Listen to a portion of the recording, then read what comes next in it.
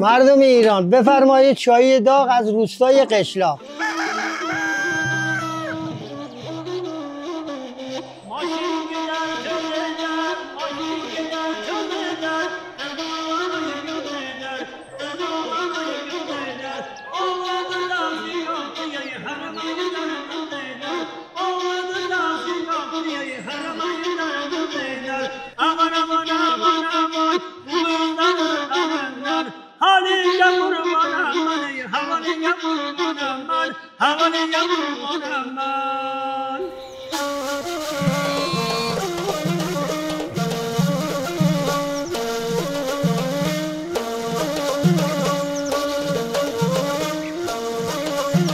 روستای قشلاق یکی از روستای استان گلستان، شهرستان آزادشهر، بخش چشمه‌ساران، یکی از زیباترین روستای استان.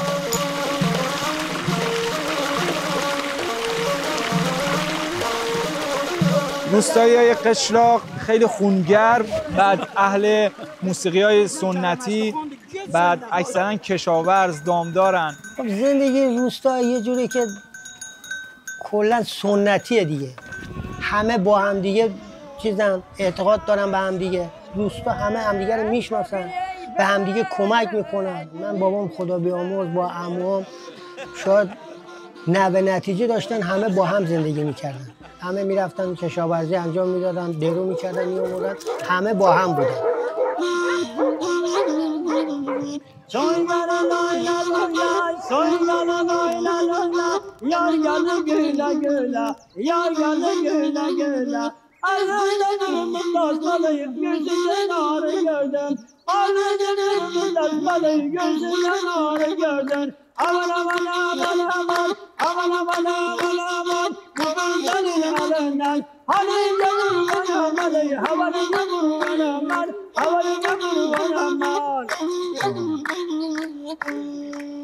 یادش بخیر یه زمانی ما بچه بودیم، روستا واقعا خیلی پر بود، ما همه میرفتیم برای هیزم، جنگل.